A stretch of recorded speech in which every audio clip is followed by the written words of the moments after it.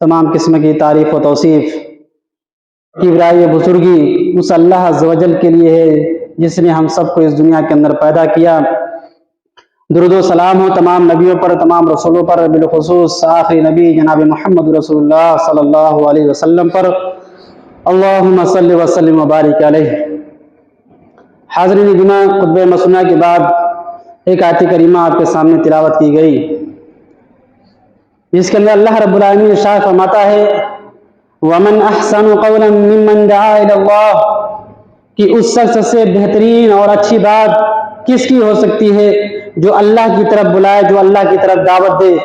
وَعَمِلَ صَالِحًا، اور خود اچھا عمل کرے، وَقَالَ إِنَّنِي مِنَ الْمُسْلِمِينَ، اور کہے میں مسلمانوں میں سے ہوں۔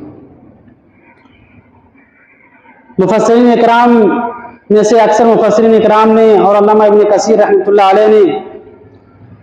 اس آیت کی تفسیر میں یہ بھی لکھا کہ اس آیت سے جہاں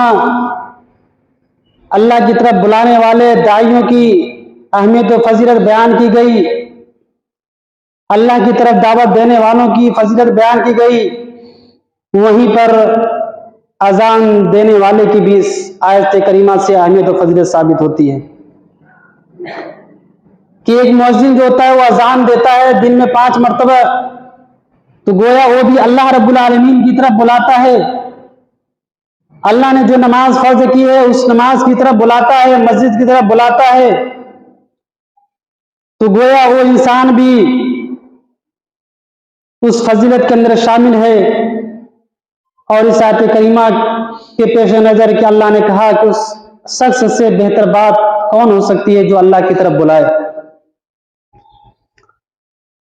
آج کا موضوع اذان کی اہمیت و فضیلت کے تعلق سے ہے کہ اذان کی اہمیت کا اندازہ آپ کو قرآن و حدیث کی روشنی میں آپ کو پتہ چلے گا کہ اللہ کے نبی صلی اللہ علیہ وسلم نے اذان کی اور اذان دینے والے کی کیا فضیلت بیان کی ہے، اس کا مقام کیا ہے، اس کا مرتبہ کیا ہے ایک مؤذن کا۔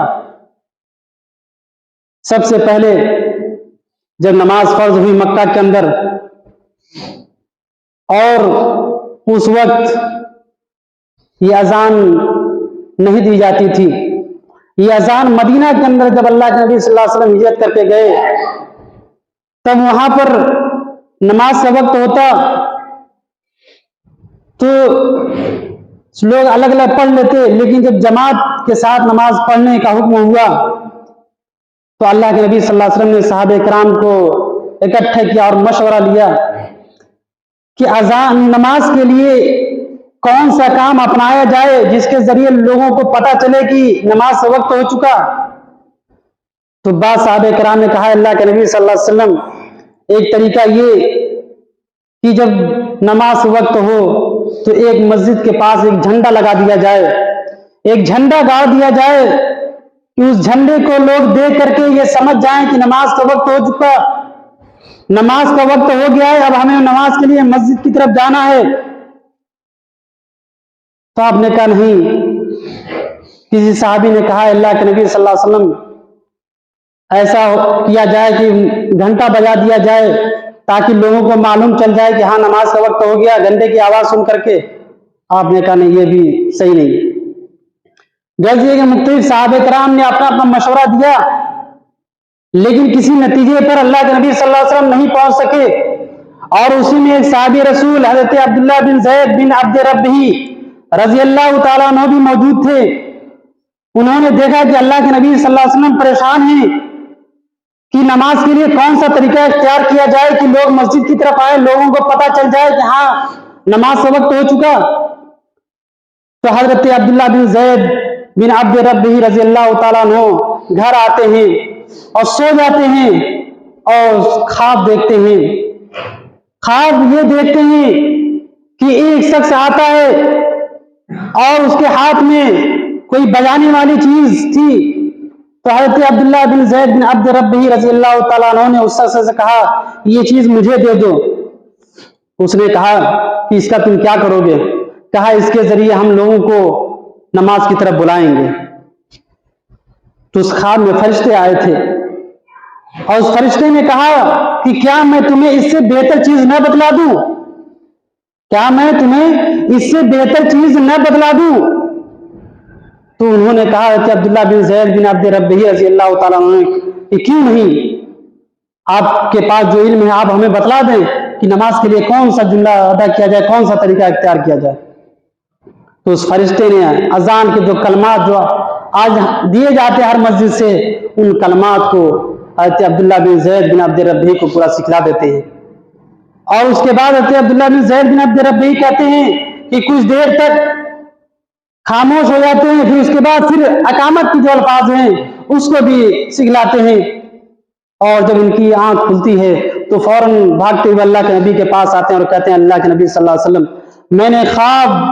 کی حالت میں، سونے کی حالت میں یہ خواب میں نے دیکھا کہ میرے پاس ایک شخص آیا اور مجھے اس نے یہ الفاظ سکھلائے ہیں۔ تو اللہ کے نبی صلی اللہ علیہ وسلم نے کہا کہ بالکل یہ الفاظ سچے ہیں، برحق ہیں۔ اور پھر عبداللہ بن زید بن عبد ربہ رضی اللہ تعالیٰ عنہ کو حکم دیا کہ جاؤ بلال کو بلاؤ اور بلال سے کہو کہ یہ اذان جو کلمات تم نے یاد کیے ہیں ان کلمات کے ذریعے بلال سے کہو اذان کریں، کیوں؟ اس لیے کہ تم سے آواز بلند ہے ان کی، حضرت بلال رضی اللہ تعالیٰ عنہ کی، اس لیے ان سے کہو وہ اذان کریں۔ تو حضرت عبداللہ بن زید بن عبد ربہ رضی اللہ تعالیٰ عنہ نے حضرت بلال حبشی رضی اللہ تعالیٰ عنہ کو مسجد کے ایک طرف لے کر کے جاتے ہیں اور یہ الفاظ ایک ایک الفاظ ادا کرتے جاتے ہیں، اور حضرت بلال حبشی رضی اللہ تعالیٰ عنہ ایک ایک الفاظ کو سن کر کے بلند آواز سے اذان کرتے جاتے ہیں۔ تو یہ تاریخ میں سب سے پہلی اذان دینے والے اگر کوئی تھے تو حضرت بلال حبشی رضی اللہ تعالیٰ عنہ تھے، کہ اللہ کے نبی صلی اللہ علیہ وسلم نے ان کو حکم دیا اذان کرنے کا، تو گویا ان کو یہ اعزاز ملا، یہ تحفہ ملا کہ سب سے پہلی اذان دینے والے حضرت بلال حبشی رضی اللہ تعالیٰ عنہ کہ اللہ کے نبی صلی اللہ علیہ وسلم نے حکم دے رہے ہیں اذان کرنے کا۔ اور حضرت بلال حبشی رضی اللہ تعالیٰ عنہ جب اذان کے الفاظ ادا کرتے ہیں تو ادھر حضرت عمر فاروق رضی اللہ تعالیٰ عنہ اپنے گھر کے اندر موجود تھے، انہوں نے جب ان الفاظ کو سنا تو فوراً دوڑتے ہوئے بھاگتے ہوئے اللہ کے نبی صلی اللہ علیہ وسلم کے پاس آئے، کیونکہ انہوں نے ان سے پہلے بہت پہلے 15-20 دن پہلے بھی انہوں نے یہ خواب دیکھا تھا، اور خواب میں یہ الفاظ انہوں نے دیکھا تھا، لیکن انہوں نے سوچا یہ خواب اس سے نبی سے نہیں بتایا، لیکن جب یہ الفاظ انہوں نے سنا اذان کے تو فوراً اللہ کے نبی کے پاس آئے اور کہنے لگے اللہ کے نبی صلی اللہ علیہ وسلم قسم اس ذات کی جس کے ہاتھ میں میری جان ہے، جو الفاظ بلال ادا کر رہے ہیں وہی الفاظ میں نے بھی خواب کے اندر دیکھا تھا۔ تو اللہ کے نبی صلی اللہ علیہ وسلم نے کہا چلو ان الفاظ کی تائید میں تمہارا بھی خواب آ گیا ہے، یہی الفاظ ہیں جو اللہ رب العالمین ہم سے کہلوانا چاہ رہے۔ تو آپ غور کیجئے کہ اذان کہاں سے شروع ہوئی؟ مدینہ سے شروع ہوئی، اور سب سے پہلے مؤذن کون؟ حضرت بلال حبشی رضی اللہ تعالیٰ عنہ۔ اور جب اللہ کے نبی صلی اللہ علیہ وسلم مدینہ سے مکہ آئے اور جب مکہ فتح ہوا اور جب مکہ میں اذان دینے کی باری آئی تو وہاں پر بھی اللہ کے نبی صلی اللہ علیہ وسلم نے سب سے پہلے حضرت بلال حبشی رضی اللہ تعالیٰ عنہ کو بلایا اور کہا بلال خانے کعبہ کی دیوار پر چڑھ کر کے اذان بلند کرو۔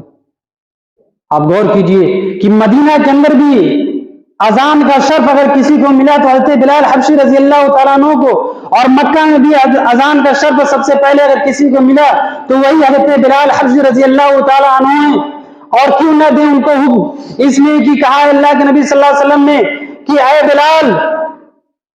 یہ وہ بلال ہیں کہ جب مکہ کے اندر توحید پر عمل کرنا مشکل تھا، ایک اللہ کی گواہی دینا موت کو دعوت دینے کے برابر تھا، اس موقع پر بھی حضرت بلال نے اللہ احد کا نعرہ دیا تھا، اور اس نعرے کی وجہ سے حضرت بلال حبشی کو تپتی ہوئی اور گرم ریت کے اوپر لٹا دیا گیا، اور ان کے جسم کے اوپر سینے کے اوپر ایک بھاری سا پتھر رکھ دیا گیا، لیکن اس موقع پر بھی حضرت بلال حبشی رضی اللہ تعالیٰ عنہ کی زبان سے جو جملہ نکلتا تھا وہ یہی کہ اللہ احد، اللہ ایک ہے۔ تو اللہ کے نبی نے کہا کہ جب اس مشکل وقت میں تم نے توحید کا نعرہ بلند کیا تو آج امن کا موقع ہے، اس موقع پر بھی تمہیں حکم دیتا ہوں کہ تم اذان کو بلند کرو۔ تو حضرت بلال حبشی رضی اللہ تعالیٰ عنہ اذان دیتے ہیں۔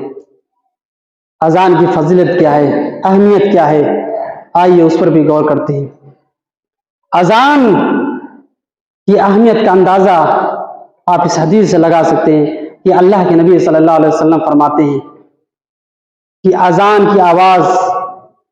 جب آتی ہے تو شیطان کے اوپر ایک زبردست، آپ یہ سمجھیں کہ ہتھوڑا اس کے اوپر پڑتا ہے،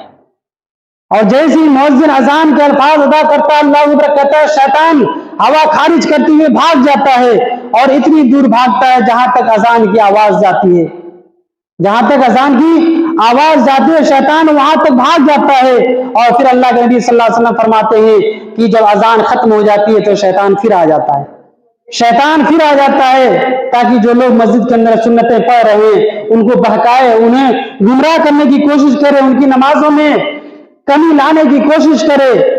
تو اللہ کے نبی فرماتے ہیں کہ جب اذان ہوتی ہے تو بھاگ جاتا ہے، اذان پوری ہو جاتی ہے تو پھر شیطان واپس آ جاتا ہے، اور پھر جب اقامت ہوتی ہے تو شیطان پھر بھاگ جاتا ہے، اقامت جب ہوتی ہے تو پھر شیطان بھاگ جاتا ہے۔ اور اسی طریقے سے اللہ کے نبی فرماتے ہیں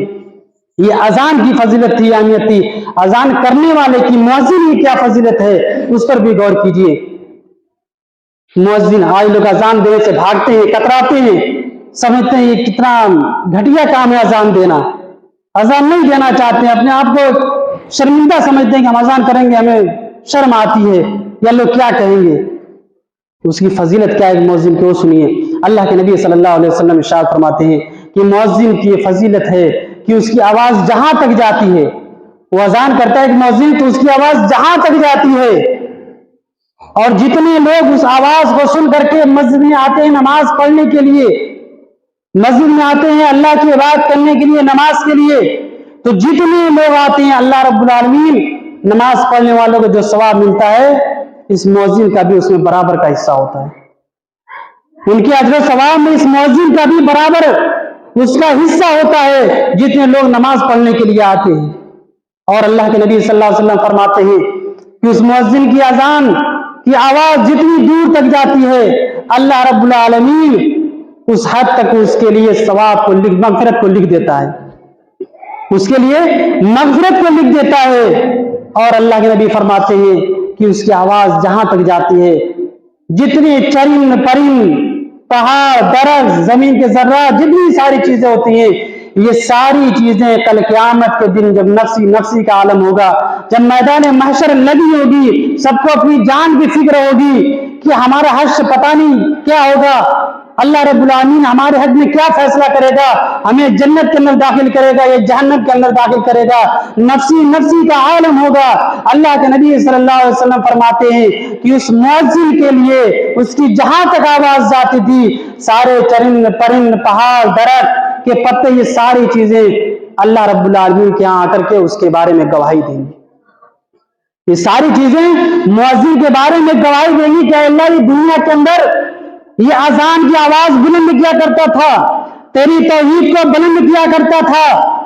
تو یہ ساری چیزیں اس مؤذن کے حق میں اللہ رب العالمین سے قیامت کے دن گواہی دیں گی۔ تو یہ ہے مؤذن کی فضیلت، یہ ہے اذان دینے والے کی فضیلت۔ اور یہ بھی فضیلت ہے کہ اللہ کے نبی صلی اللہ علیہ وسلم فرماتے ہیں، بخاری مسلم کی روایت ہے، راوی حدیث حضرت ابو ہریرہ رضی اللہ تعالیٰ عنہ ہے۔ سنیے اذان کی فضیلت کیا ہے، مؤذن کی فضیلت کیا ہے، جو اذان دیتا ہے اس کی فضیلت کیا ہے۔ اللہ کے نبی فرماتے ہیں اگر لوگ یہ جان جائیں، اگر لوگ یہ جان جائیں کہ اذان دینے والے کو اللہ کے ہاں کیا ملے گا، اس کا کیا مقام ہے، کیا مرتبہ اللہ کے ہاں، تو جب نماز سے وقت ہوگا تو لوگوں کی بھیڑ لگ جائے گی اذان کرنے کے لیے، لوگ ایک دوسرے سے آگے لڑنے کی کوشش کریں گے کہ نہیں میں اذان کروں گا، نہیں میں اذان کروں گا، اور پھر ان کے درمیان قرآن اندازی کی نوبت آ جائے گی کہ ان کے درمیان قرآن اندازی کی جائے، پرچی ڈالی جائے، جس کا نام نکلے گا وہی اذان کرے گا۔ غور کیجئے کتنا بڑا مقام ہے ایک مؤذن کا، اذان دینے والے کا، کیا انعام ہے اللہ کے ہاں کہ اللہ کے نبی فرماتے ہیں اگر لوگ جان جائیں کہ اللہ کے اس کا انعام کیا ہے تو لوگ آپس میں لڑ جائیں گے کہ نہیں میں اذان کروں گا، نہیں میں اذان کروں گا۔ اور اتنا ہی نہیں، اللہ کے نبی صلی اللہ علیہ وسلم یہ بھی فرماتے ہیں، حضرت اسامہ رضی اللہ تعالیٰ عنہ کی روایت ہے کہ اللہ کے نبی فرماتے ہیں کہ جتنے لوگ آتے ہیں نماز کے لیے اذان سن کر کے، جتنے لوگ اذان سن کر کے آتے ہیں نماز کے لیے، تو اللہ تبارک و تعالیٰ ان تمام لوگوں کے اجر و ثواب جو اللہ رب العالمین دیتا ہے نمازیوں کو، انہی کے برابر اس مؤذن کو بھی اللہ رب العالمین ثواب دیتا ہے۔ اس کا یہ مطلب نہیں کہ نمازیوں کا ثواب کاٹ کر کے اللہ دیتا ہے، نہیں، نمازیوں کو جو ثواب ملتا ہے ملتا ہی ہے، ان کے اندر کوئی کمی نہیں کی جاتی ہے، اتنا ہی ثواب مؤذن کو بھی دیا جاتا ہے۔ جو اذان پکارتا ہے، اذان کرتا ہے، اللہ رب العالمین اس کو بھی اتنا اجر و ثواب دیتا ہے۔ تو یہ اذان کی فضیلت ہے، اہمیت ہے، اس لیے اللہ رب العالمین نے کہا وَمَنْ أَحْسَنُ قَوْلًا مِّمَّنْ دَعَا إِلَى اللَّهِ، کہ اس سے بہتر بات اور اچھی بات کس کی ہو سکتی ہے؟ جو اللہ کی طرف بلائے، جو اللہ کی طرف دعوت دے۔ تو اس آیت سے یہ بھی ثابت ہوا کہ ایک انسان اللہ کے دین کا علم حاصل کرتا ہے، قرآن و حدیث کا علم حاصل کرتا ہے اور لوگوں کو قرآن و حدیث کی دعوت دیتا ہے، اللہ کی طرف بلاتا ہے، تو اس آیت سے اس کی بھی فضیلت ثابت ہوتی ہے، ایک داعی کی بھی فضیلت ثابت ہوتی ہے، ایک عالم کی بھی فضیلت ثابت ہوتی ہے، اور ساتھ ہی ساتھ ایک مؤذن کی بھی فضیلت ثابت ہوتی ہے کہ مؤذن دین کی جو بنیادی چیزیں ہیں، بعض مفسرین اکرام نے لکھا ہے کہ قرآن مجید کے اندر 3 چیزیں ایسی ہیں جس کا بار بار تذکرہ آیا ہے، اور وہ 3 چیزیں کون کون سی ہیں؟ توحید، رسالت اور آخرت۔ یہ 3 چیزیں ہیں بنیادی، توحید، رسالت اور آخرت، اور اذان کے اندر یہ تینوں چیزیں پائی جا رہی ہیں۔ اذان کے اندر یہ تینوں چیزیں پائی جا رہی ہیں۔ توحید کیا ہے؟ کہ مؤذن اذان کرتا اللہ اکبر اللہ اکبر، اشہد ان لا الہ الا اللہ، اشہد ان لا الہ الا اللہ، گویا اللہ رب العالمین کی توحید بیان کر رہا ہوتا ہے۔ اور رسالت کیا ہے؟ وہ یہ گواہی دیتا ہے کہ اشہد ان محمد رسول اللہ، اشہد ان محمد رسول اللہ۔ اور پھر آخرت کا کیا ہے؟ آخرت یہ ہے کہ مؤذن اذان کرتے ہوئے کہتا ہے حی علی الفلاح، حی علی الفلاح، آؤ کامیابی کی طرف۔ یہ کامیابی کیا ہے؟ یہ کامیابی سے مراد آخرت کی کامیابی ہے، کہ انسان کو آخرت کی کامیابی مل جائے، انسان آخرت میں کامیاب ہو جائے۔ تو گویا یہ تینوں چیزیں، توحید، رسالت اور آخرت، یہ تینوں چیزیں اذان کے اندر پائی جا رہی ہیں، جس کا مجموعہ بھی ہے اذان۔ تو اس لیے ممن دعا الی اللہ کے اندر یہ چیز مؤذن بھی شامل ہوتا ہے، تو اس کی بھی اہمیت و فضیلت ثابت ہوتی ہے۔ لہٰذا ہمیں چاہیے کہ اذان کا وقت ہو تو ہم خود اس میں بڑھ چڑھ کر حصہ لینے کی کوشش کریں، خود بڑھ کر کے اذان کرنے کی کوشش کریں۔ کہ حدیث کے اندر یہ بھی آتا ہے کہ اللہ کے نبی فرماتے ہیں کہ قیامت کے دن جو اذان کرتا ہے، جو مؤذن ہے، قیامت کے دن اس کی گردن سب سے لمبی ہوگی، اس کی گردن سب سے زیادہ لمبی ہوگی۔ کیوں؟ اس لیے کہ اللہ رب العالمین اس کو یہ اعزاز دے گا، اس کو یہ مرتبہ دے گا کہ تمام لوگوں نے، پوری دنیا کے لوگ، جب سے دنیا بنی ہے اور جب قیامت آئے گی تب تک جتنے بھی لوگ ہوں گے میدان محشر میں جمع ہوں گے، ان سب میں اس آدمی کی گردن لمبی ہوگی۔ گویا اللہ رب العالمین اس کو تمام لوگوں پر ظاہر کرے گا کہ دیکھو یہ دنیا کے اندر اذان کیا کرتا تھا، یہ مؤذن تھا، یہ اذان کیا کرتا تھا، لوگوں کے لیے، لوگوں کو نماز کے لیے بلایا کرتا تھا۔ تو یہ اللہ رب العالمین اس کو یہ مقام دے گا کہ اس کی گردن قیامت میں سب سے بلند ہوگی۔ تو یہ فضیلت ہے مؤذن کی، تو ہمیں چاہیے کہ ہم بھی اس میں بڑھ چڑھ کر حصہ لیں۔ اذان کو ہم کمتر نہ سمجھیں اذان دینے کو، بلکہ ہم اپنے لیے خوش نصیبی سمجھیں گے اگر ہمیں موقع مل جا رہا اذان کرنے کا، کیونکہ اس کا بہت ہی اجر و ثواب ہے اللہ رب العالمین کیا۔ آئیے ہم سب دعا کرتے ہیں کہ الہ العالمین جو بھی باتیں بیان کی گئی ان باتوں کے مطابق عمل کرنے کی توفیق عطا فرما۔ الہ العالمین ہم تمام مسلمانوں کو اذان میں بڑھ چڑھ کے حصہ لینے کی توفیق عطا فرمائے۔ اے اللہ ہم تجھ سے دعا کرتے ہیں 5 وقت کی نماز پابندی کے ساتھ قائم کرنے کی توفیق عطا فرما۔ الہ العالمین ہم تجھ سے دعا کرتے ہیں کہ جمعے کے دن اذان سے پہلے مسجد کے اندر آنے کی توفیق عطا فرما۔ الہ العالمین ہم تجھ سے دعا کرتے ہیں کہ جمعے کے بعد جمعے کی سنت بھی جو ہے اس کو بھی اچھی طریقے سے ادا کرنے کی توفیق عطا فرما۔ الہ العالمین جب تک میں دنیا کے اندر زندہ رکھے، توحید پر رکھے، اور جو ہمارا خاتمہ ہو توحید فرمائے۔ ان اللہ و ملائکتہ یصلون علی النبی یا ایھا الذین آمنوا صلوا